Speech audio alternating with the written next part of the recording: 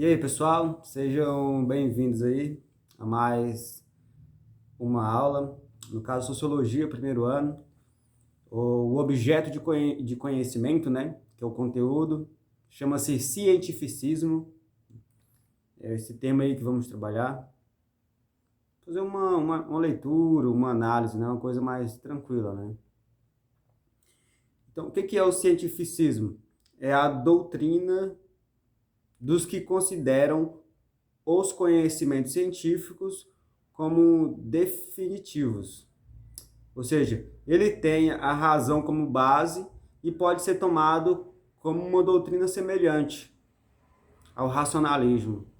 O cientifismo pode ser resumido na seguinte afirmação: tudo é explicável pela ciência, tudo tem uma explicação científica, certo? Pontos definidos pelo cientifismo.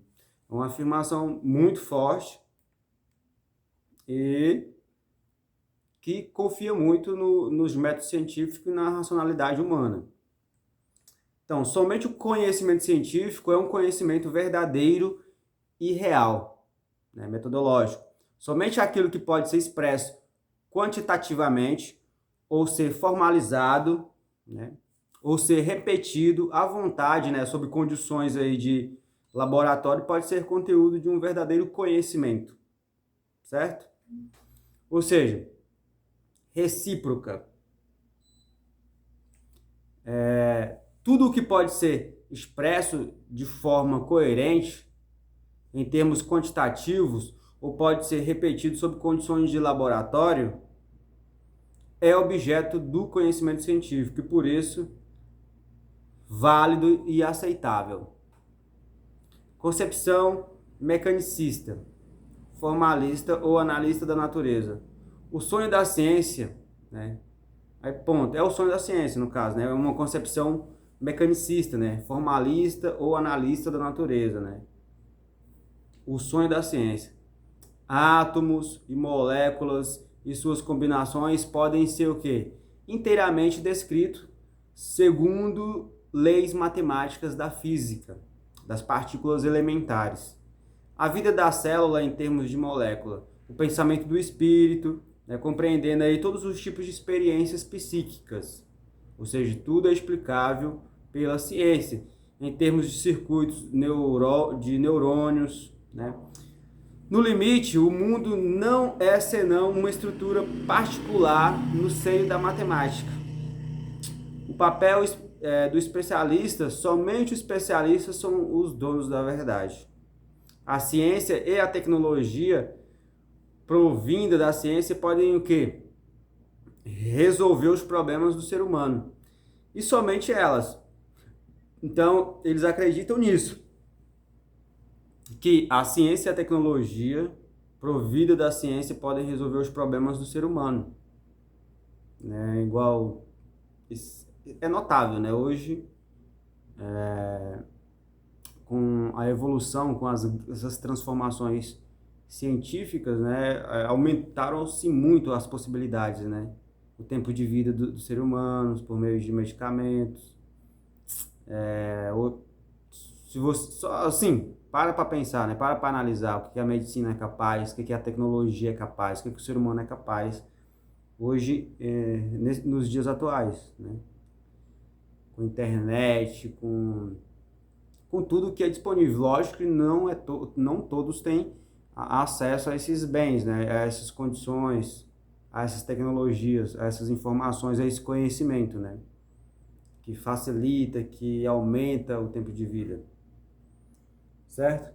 Ou seja, continuando aqui, somente os especialistas têm qualificações aí para tomar parte nas decisões.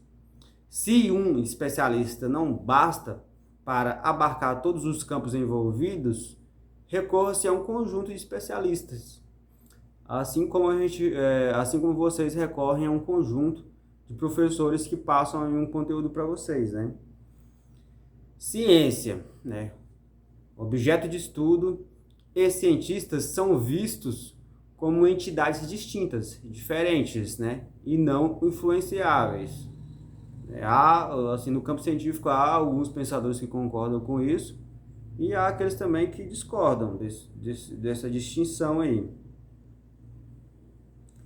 Ou seja, em outras palavras, o que os cientistas pesquisam e estudam, né, eles são objetos externos e que existem independentemente da ideologia do cientista, ou da ideologia subjacente. A ciência aí, ela é vista como a grande e a única e verdadeira forma de conhecimento. Não há necessidade de questionar as agências fomentadoras das pesquisas e nem a metodologia empregada pelos cientistas, né? Não existe necessidade, ou seja, de se contrapor, de refutar, de questionar essas agências fomentadoras de pesquisa. Então, falando aí sobre isso, é o cientificismo, né? Ou seja, uma corrente que prega e acredita nesse conteúdo aí exposto. O organicismo é uma outra corrente também, né? Que parte da ideia de um organismo da sociedade, né? Ou seja, o sociólogo, o Emile Durkheim, ele defende que cada instituição exerce uma determinada função, né? De forma análoga aos órgãos, por exemplo, do corpo humano, né? Fazendo uma analogia, ou seja, cada instituição, né, teria o quê? Tem uma função essencial, cujo descumprimento acarretaria consequências, né? Acarreta consequências diversas, né? Ao organismo social, à sociedade, como por exemplo a anomia, né? Então, pessoal, essa anomia aí, ela surge quando as normas de conduta, né, estabelecidas como regras pela sociedade para se alcançar metas sociais não estão devidamente integradas nesta sociedade. A anomia ocorre pois quando os indivíduos se sentem incitados a violar as normas, as regras para poder alcançar suas próprias metas, nesse caso, né? Então o autor ele defende aqui a anomia como o colapso aí de todas as regras, né? Observado, né, na ausência do Estado civil. O que acontece? Tal estado anômico seria mantendo-se na ideia organicista, semelhante a uma doença, ao corpo humano. Ou seja, algo a ser combatido na sociedade, né? A anomia.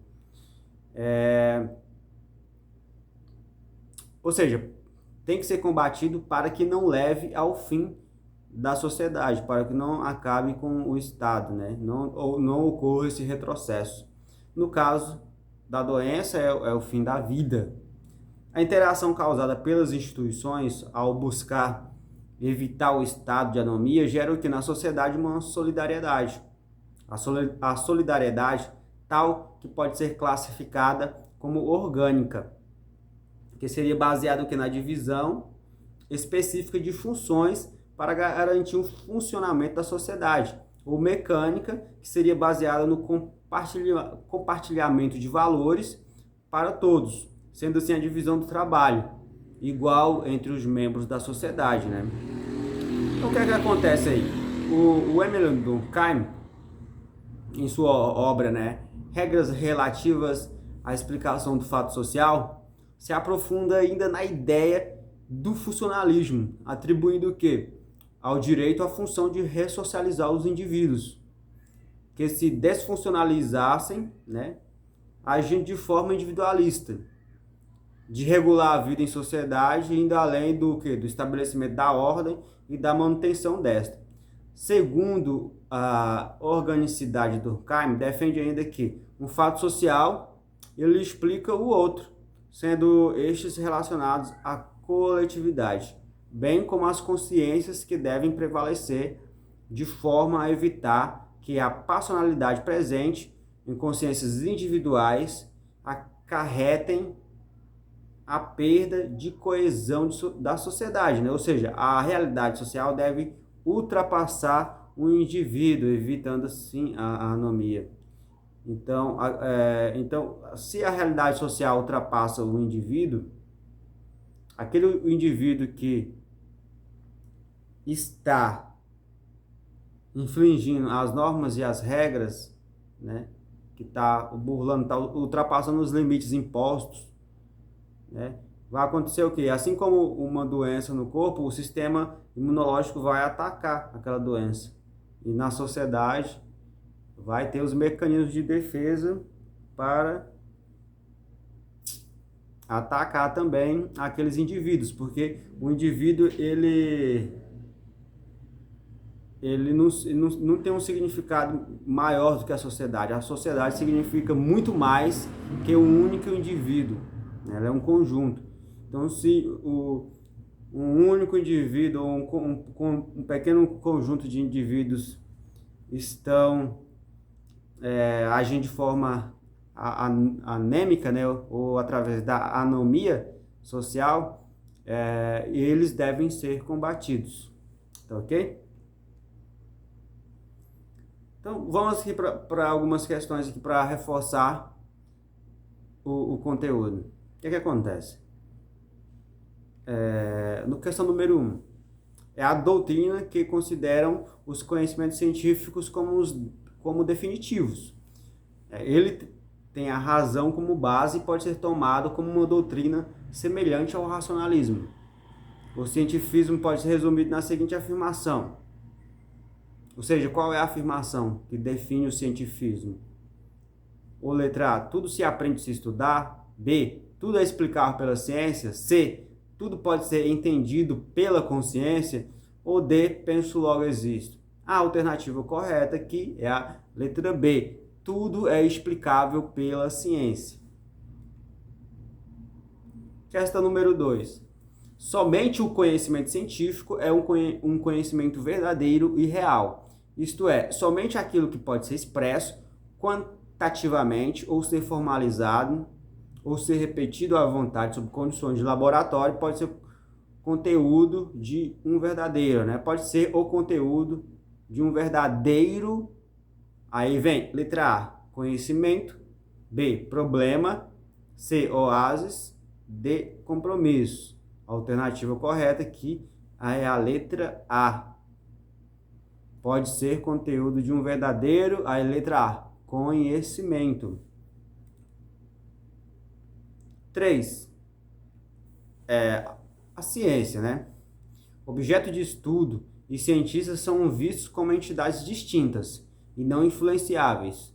Em outras palavras, o que os cientistas pesquisam e estudam são objetos externos e que existem independente da ideologia subjacente. Ou seja, a ciência é vista como uma grande e única, verdadeira forma de conhecimento. Não há necessidade de questionar as agências fomentadoras de pesquisa e nem a metodologia empregada pelos, letra A, empresários. B, empregados. C, comerciantes. D, cientistas. Ou seja, a alternativa correta aqui é a letra D, cientistas. 4.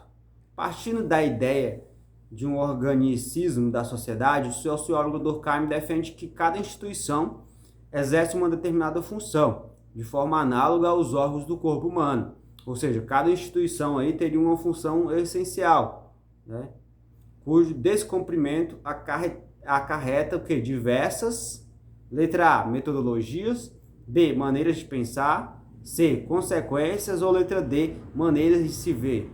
A alternativa correta é a letra C, acarretaria diversas consequências, né? Ou seja, letra C, consequências.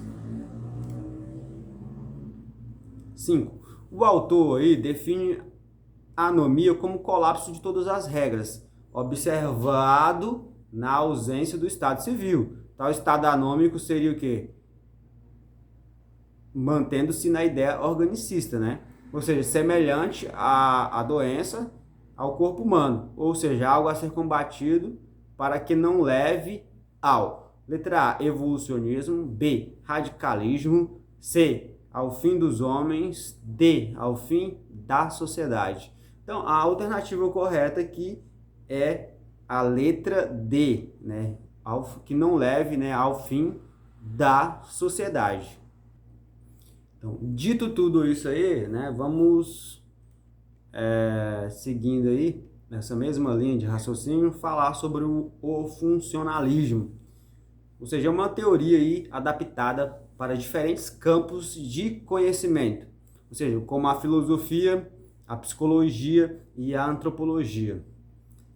Seu principal objeto, né, o seu principal objetivo é explicar a sociedade. Ou seja, as ações coletivas e individuais a partir de causalidades, ou seja, de funções. Desta forma, a sociedade, ou o que se observa a partir dessa teoria, é compreendida como um organismo composto por órgãos relacionados e com funções específicas. Ou seja, o fundador desta teoria foi também o Emile Durkheim, um dos fundadores da sociologia. Seu interesse aí era o quê? Compreender quais são os fatores que definem uma sociedade, ou seja, o que faz com que uma sociedade não seja apenas uma coleção de indivíduos. Por isso ele estudou que as estruturas que compõem uma sociedade, especialmente em nível macro, né? Mínimo. Ou seja, os autores que contribuíram para a teoria funcionalista foram quem? O Herbert Spencer, Talcott, Pearson e Robert Merton, né? O que acontece aí? Esses teóricos funcionalistas compreendem a sociedade como cada parte da sociedade de acordo com sua função, para a estabilidade da sociedade como um todo. Esta visão é, portanto, sistêmica, observando quais os fatores que unem as diferentes partes que compõem a sociedade, formando o que? Um grande sistema, como uma máquina e suas diferentes peças de engrenagem, né? Então tem sempre essa comparação aí com o corpo ou com uma máquina, por exemplo, a sociedade e o funcionamento dela.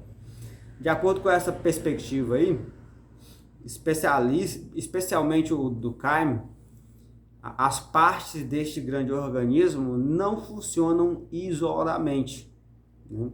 Elas foram desenhadas para funcionarem juntas, assim como o corpo humano precisa de tudo funcionando devidamente. Ou seja, quando uma delas deixam de funcionar adequadamente, todo o sistema sofrerá danos, né? Todas as partes dependem entre si, né? E essas partes podem ser compreendidas como as instituições ou os grupos sociais, demais atores que formam a sociedade, como agências estatais e a família.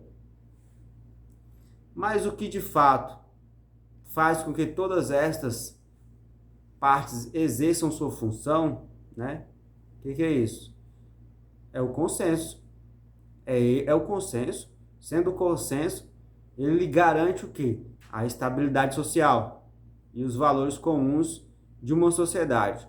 Este modelo aí de análise influenciou o quê? Muitos estudos em diferentes momentos, mas especialmente trabalhos sobre cultura, instituições e participação social.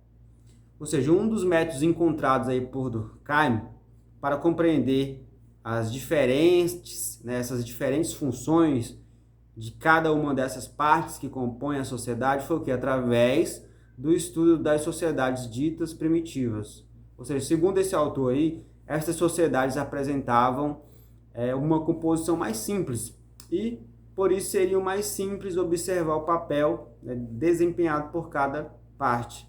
Essa é a perspectiva adotada, né, em sua obra, As Formas Elementares da Vida Religiosa, ou seja, uma das obras dele também. Esta metodologia aí influenciou muito o campo dos estudos da antropologia, né, o antro, né, que é o homem, né? E logia, que é estudo, né? Antropo, que é o homem no centro, e a logia, que é o estudo do homem.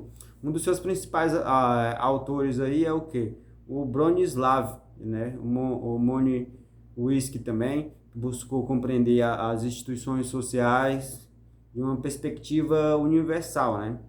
Ou seja, o funcionalismo de Moliniewicz aí, né, que inspirou muitos trabalhos e inaugurou também novos campos de estudos e novas metodologias. Ele enfatizava o quê? A importância de estudos sobre o comportamento social e as relações sociais em seu contexto cultural, concreto no caso, né? Ou seja, estabelecendo assim um novo paradigma metodológico que substituía o método histórico, né, especulativo somente pela etnografia, baseado na observação do participante.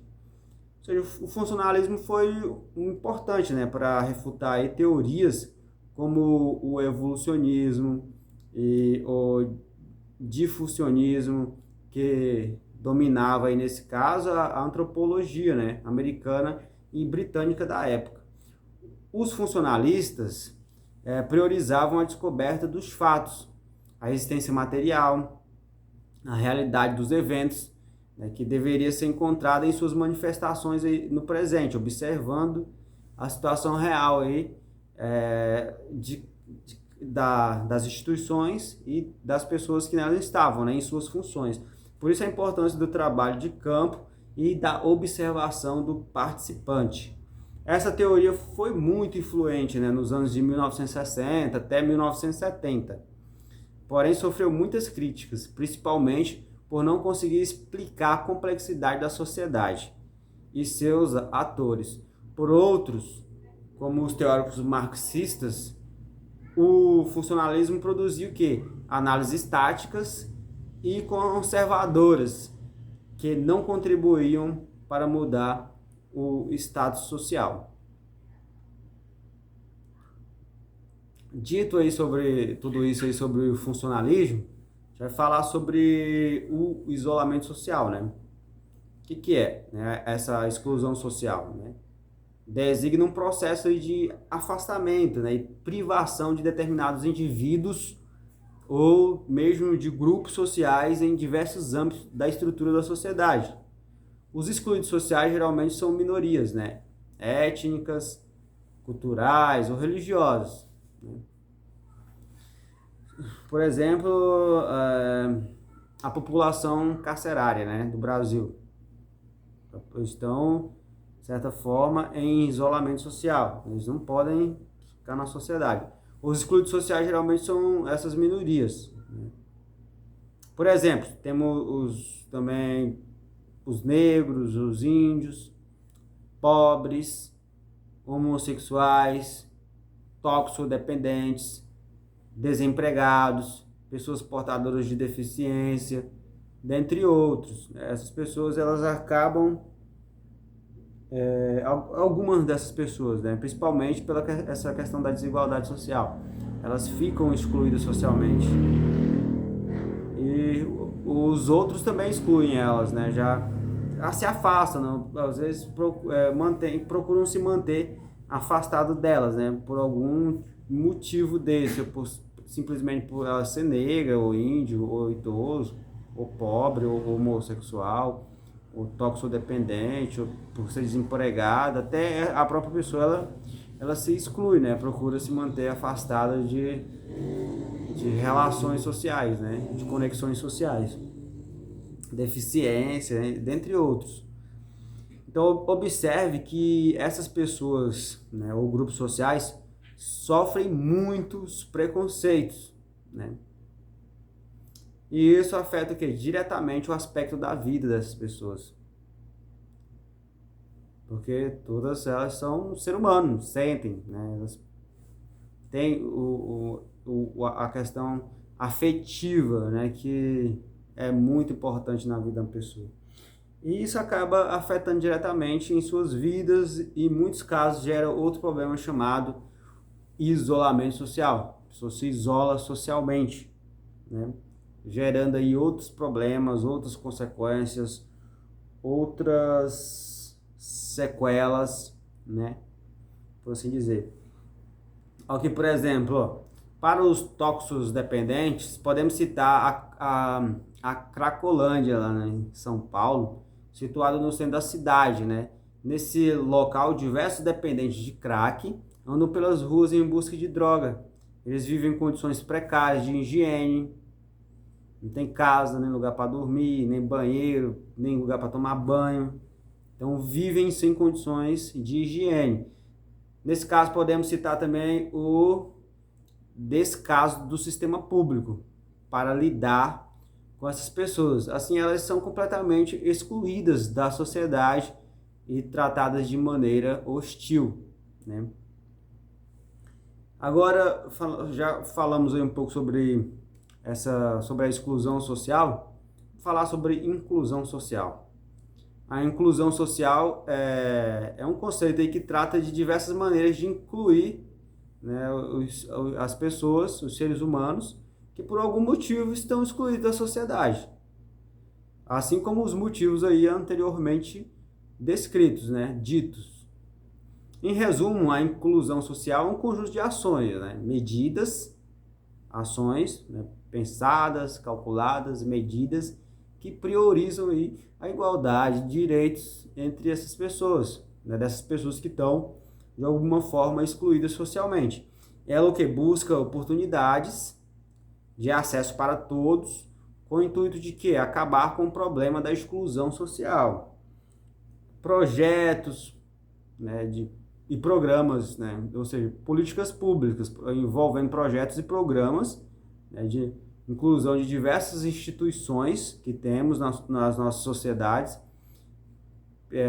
pelo mundo, né, tem diminuído cada vez mais esse problema de exclusão, né? E o que acontece então? Por exemplo, aí, um projeto e um programa de inclusão social. No caso, a gente pode ver algumas bolsas, por exemplo, de universidades, as pessoas que estão mais necessitadas socialmente, né, na questão econômica. Então, elas incluem, eu acho muito importante isso, né, que inclui as pessoas que realmente elas não têm condições de pagar a universidade, mas elas conseguem tirar uma boa nota no Enem, passar na universidade. Existem vários programas, né, de inclusão social dentro das universidades federais, que é de grande ajuda, de grande suporte aí para os universitários, principalmente, né, entre outros programas, né? Aí tem na área do futebol, na universidade, na medicina, na assistência social, ou seja, existem vários programas aí pelo mundo que tem aí diminuído esse problema, né? Então, dito tudo isso aí, né, a gente fala aqui um pouquinho sobre as mudanças sociais, né? A mudança social, nesse caso, é a transformação da sociedade e do seu modo de organização. Ou seja, ao longo dos séculos, tem ocorrido muitas transformações, muitas mudanças sociais, né? No modo de organização. E decorrente dos hábitos e costumes, né, que deixam de fazer ou que começam a fazer parte do cotidiano das pessoas. Gente, e é isso, tá? O nosso tempo aí já chegou.